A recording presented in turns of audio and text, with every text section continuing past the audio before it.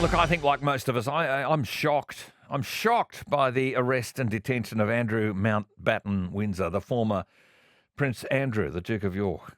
But based on everything we've heard, I'm hardly surprised. The reason I'm shocked is because it's finally happened.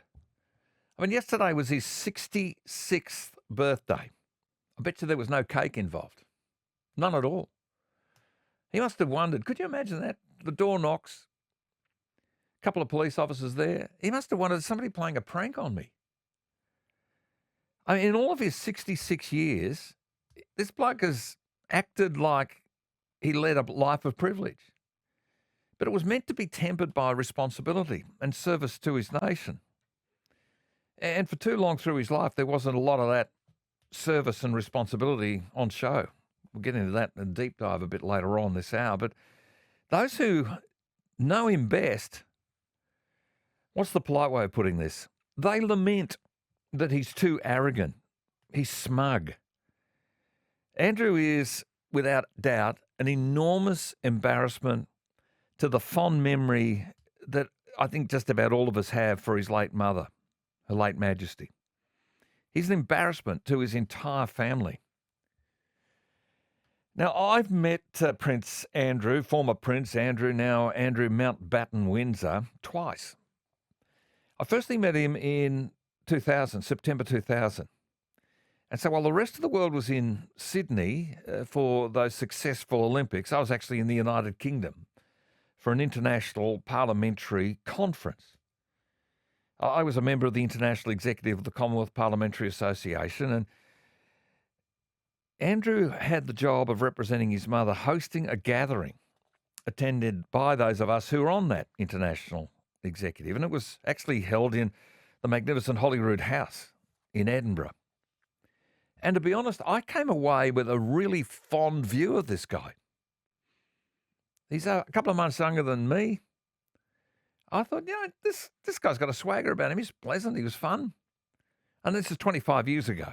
He was charming. He was engaging.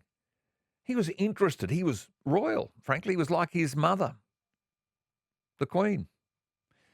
And he asked me why I wasn't in Australia for the Olympics. Why would you be here? You should be in Australia for the Olympics, he said. And I said, well, sir, they needed my bed. And we all laughed and laughed and laughed and thought that was pretty funny. See, I've tried to be a bit of a funster, no matter what the situation. Can't take the Queensland out of the boy. But look, at the time, Andrew was known as the Queen's favourite son. He was a former Falklands War hero. The guy actually was dashing. This is 25 years ago. Now, let's fast forward to the second time I met him. It was here in Brisbane, at Government House, Fernberg. He was staying there while he was in town as a member of the royal family. He was actually entitled to board and lodgings there. It was a special reception that was convened by the then governor, and he was a great governor, Paul de Jersey. And, of course, amongst a number of things I've done in my life, I was an administrator, former administrator of Norfolk Island. I technically represented Her late Majesty through our Governor-General, Sir Peter Cosgrove, on Norfolk Island. And my wife, Lorraine, and I were invited to attend. The De Jerseys were always gracious like that. And I'd actually assured my wife, Lorraine, of just how charming and pleasant Andrew was. But hold on. He was late to that function. There was about 100 of us in the room, a function held in his honour. He was late. Apparently he'd had a really big day on the Gold Coast. And then when he got there, he briefly did the room, as they say. He went around and met a few people. But small talk seemed really hard for him, and frankly, he was disappointing. And that was 2019, thereabouts, basically almost 20 years after I'd first met him, and a much more charming version. And there was something off with him. Now, we just put it down to jet lag and being tired, but it wasn't what I think many people expected. Now, not to big note myself, but I was privileged enough to meet Her late Majesty, the Queen, on several occasions. Firstly, as a 17-year-old high school student from McGregor High School. Again, it was at Fernberg. on other occasions as a Member of Parliament and equally also on that trip into the UK in 2000. Look, Her Majesty never had a hint of fatigue. Never.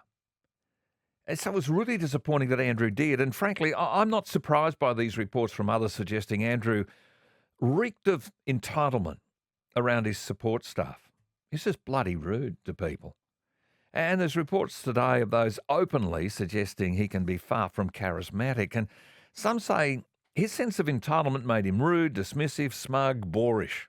Some of the stuff coming out about him is just extraordinary. So while his mother, Her late Majesty, gave us an example of service, and it was evident to me and just about anybody, I think that when it comes to the other royals, and I've met a couple over the years, including Prince Philip, yeah, he could be a bit brash, but you know what? Military man, had a swagger about him. And the new Duke of Edinburgh, Prince Edward, I bumped into him here in Brisbane as well, years ago. And I've stood on a stage in Bundaberg with now King Charles III. You know, each of them had a sense of service about them and still do. But they were raised in the same environment as Andrew, and yet they have a real absolute joy when meeting people from all walks of life. And just as Her late Majesty made obvious to anyone who came within her presence, and we all knew she was special, but she made everyone feel even more special. She set a royal standard. And the Princess Royal, just here a month or two ago, Edward, the Duke of Edinburgh, his wife, absolutely marvellous, and of course His Majesty the King, they followed their mother's example. And it's pretty evident to the world, Andrew has not. And I would reckon everybody else in the royal family are feeling gutted, betrayed. And maybe they knew things and maybe they're not surprised. I don't know. But there are now allegations against Andrew which are subject to police inquiry, and it's to do with allegedly sharing with convicted pedophile Jeffrey Epstein some confidential UK government briefings to him about sensitive trade matters. That's what they're investigating.